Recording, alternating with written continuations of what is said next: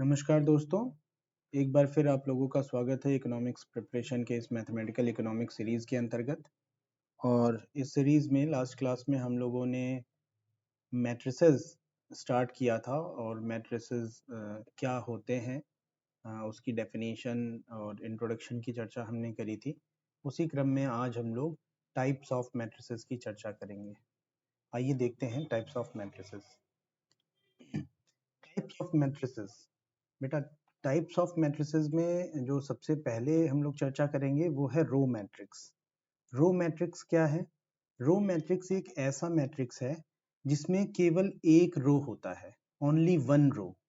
तो only one row अगर होगा तो हम इसको, अगर हम एग्जाम्पल के तौर पे इसको समझना चाहें तो हम इसको लिख सकते हैं कि एनी मैट्रिक्स ऑफ, मैंने बताया था कि बेटा जो ऑर्डर होता है मैट्रिक्स का वो m क्रॉस n से हम लोग दिखा सकते हैं, जहां पर m हमारा रो को दिखाता है, नंबर ऑफ रोज को, और n जो है वो नंबर ऑफ कॉलम्स को प्रदर्शित करता है।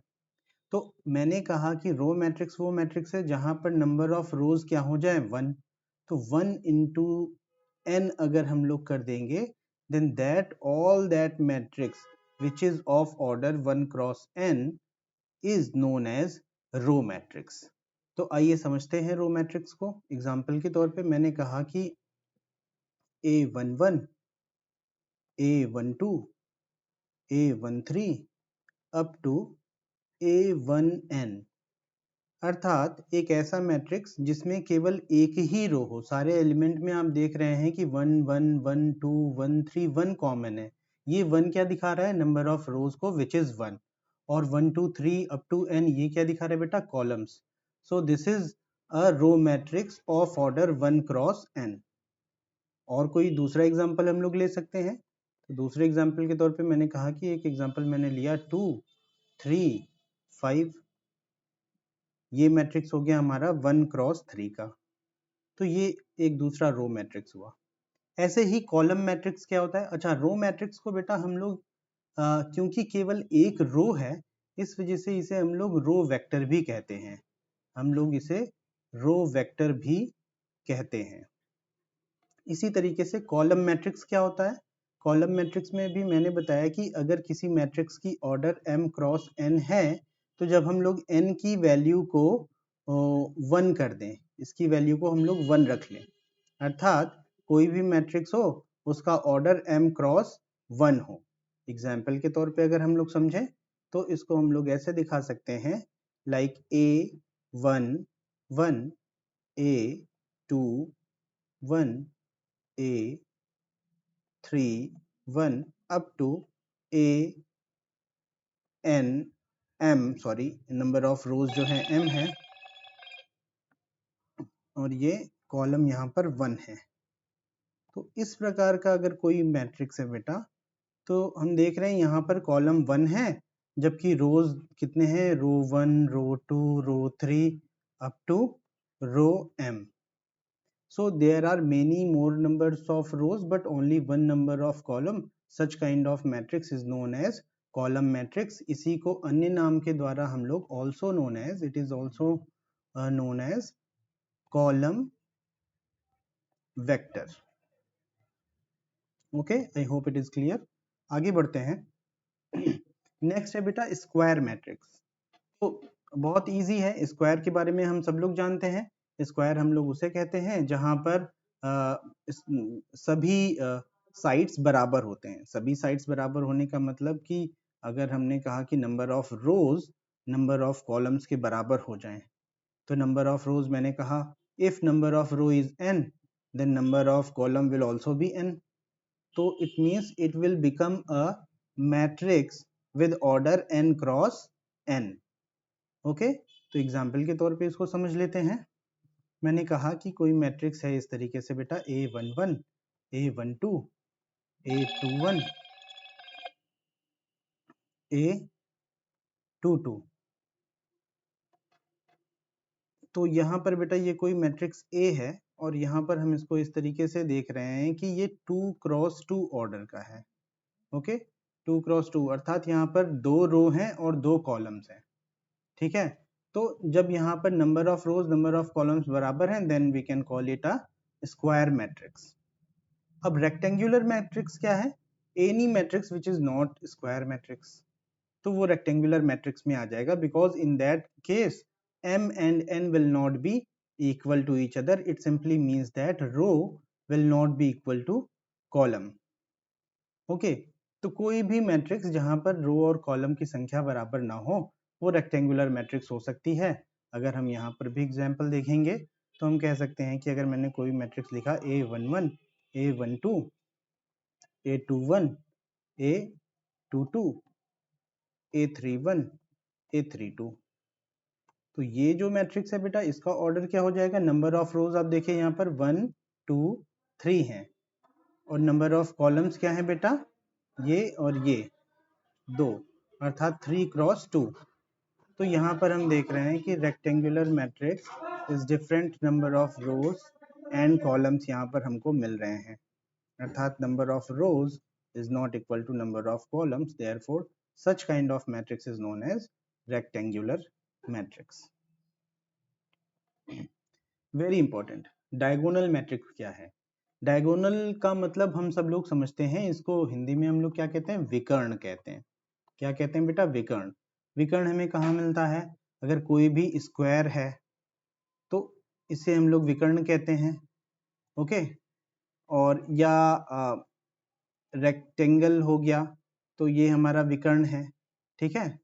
तो विकर्ण का मतलब जब हम मैट्रिक्स में कहते हैं तो all that elements, so all the elements of a square matrix, ये एक स्क्वायर मैट्रिक्स ही होता है, ऑलवेज अ स्क्वायर मैट्रिक्स होना चाहिए, क्योंकि स्क्वायर नहीं होगा तो वहां पर विकर्ण नहीं होंगे, ठीक है ना। तो all the elements of a square matrix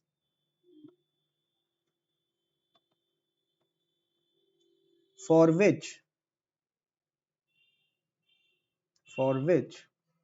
I becomes equals to j if the elements are given by aij, then all the elements for which I is equals to j, all the aij element will be the diagonal element हो जाएगा। तो इसका example देख लेते हैं। अगर मैंने कहा a11 तो a11 में i और j दोनों बराबर है, मतलब number of rows number of columns बराबर हैं इस पोजीशन के एलिमेंट के लिए, तो ये एक डायगोनल एलिमेंट हो जाएगा।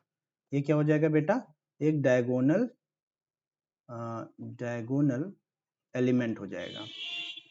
तो इसी प्रकार से और क्या क्या हो सकते हैं, like A22, A33 up to ANN, okay.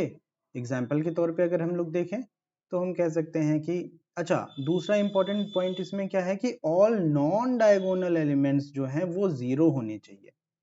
तो जब नॉन डायगोनल एलिमेंट्स जीरो हो जाएंगे तो अर्थात हम इसको लिख सकते हैं कि सपोज 2 0 0 0 3 0 0 0 1, तो ये एक 3 क्रॉस 3 का डायगोनल एलिमेंट है बेटा, जिसमें 2 3 1 are the diagonal elements and rest elements are 0 here, so this is known as diagonal matrix. आप देख सकते हैं यहाँ पर रेस्ट एलिमेंट्स आर 0, ये तो 2 3 1 will show the diagonal, okay. Next one is scalar and identity matrices. Scalar matrix क्या होता है बेटा?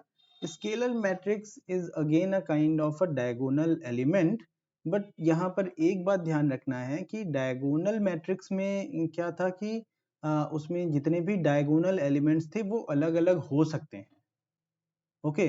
इट मीन्स डायगोनल एलिमेंट्स मैंने बताया था क्या क्या हो सकते हैं, A11, A22, A33, all these elements are diagonal elements. तो वहां पर क्या था कि A11 is not necessarily equal to the A22 and A22 is not necessarily equal to A33, लेकिन जब ये एलिमेंट्स एक दूसरे के बराबर हो जाएं, ये एलिमेंट्स एक दूसरे के बराबर हो जाएं बेटा, तो ऐसा मैट्रिक्स हमारा स्केलर मैट्रिक्स कहलाता है, and all other elements will remain zero. तो आइए देखते हैं एग्जाम्पल के तौर पे। मैंने कहा कि कोई मैट्रिक्स है 2 0 0 0 2 0 0 0 2। This is again a 3 cross 3 order of a matrix, but in this matrix all the diagonal elements are equal to 2. Okay, all the main diagonal elements are equal, then and all non diagonal elements are 0, then such kind of matrix is known as scalar matrix beta. Now second one is the identity matrix. Again it is a very important. Identity matrix is what? a matrix in which a matrix in which all the diagonal elements are equal to 1. It means A11, A22, A33 equal to up to ANN, ANN. Then this will be equal to 1. If this happens and all the other elements are 0, all the other elements are 0, such matrix is known as identity matrix. Example के तौर पे देख लेते हैं। मैंने कहा कि 1 0 0 1। now this is a 2 cross 2 order of a matrix, and this is matrix is known as a identity matrix because the diagonal elements are 1 and rest other elements are 0. एक दूसरा एग्जांपल 3 क्रॉस 3 का देख सकते हैं, तो 1 0 0 0 1 0 0 0 1। तो ये 3 cross 3 order का एक दूसरा मैट्रिक्स है। इसमें भी हम देख रहे हैं कि सभी डायगोनल एलिमेंट्स क्या हैं, वो एक के बराबर हैं, वो एक के बराबर है, and rest other elements are 0. Such matrix is known as identity matrix. Now next one is the null matrix. Null matrix is a matrix in which all the elements are 0.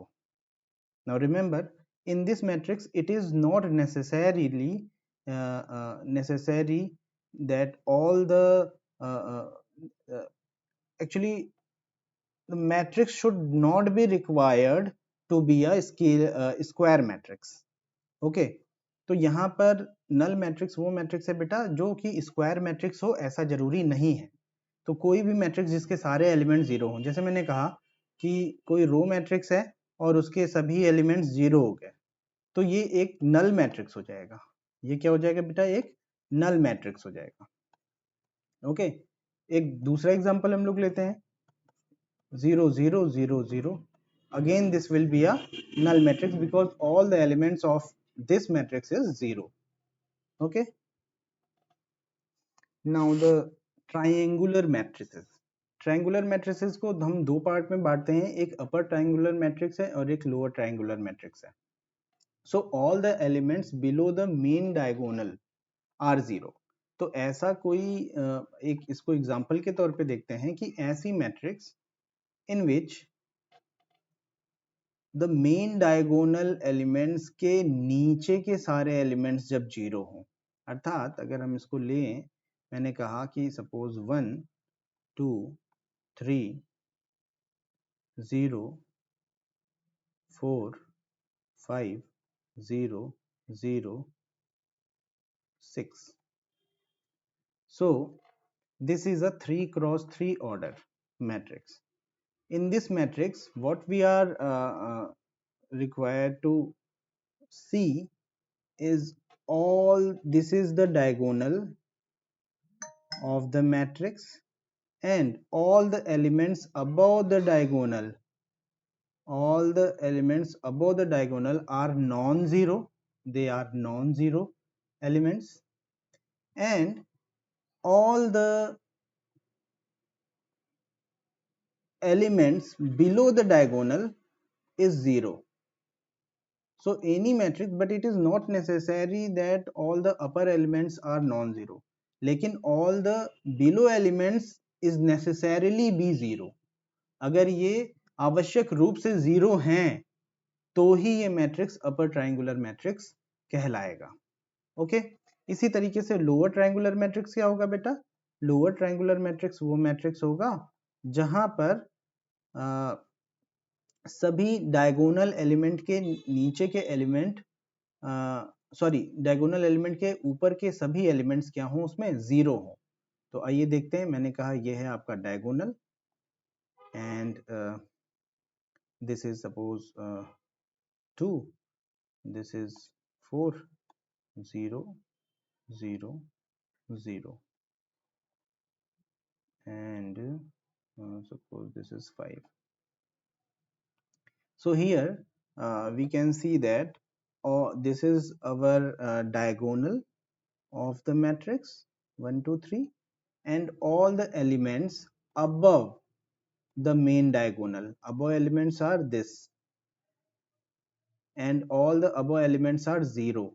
When such kind of matrix we found, then such kind of matrix is known as lower triangular matrix.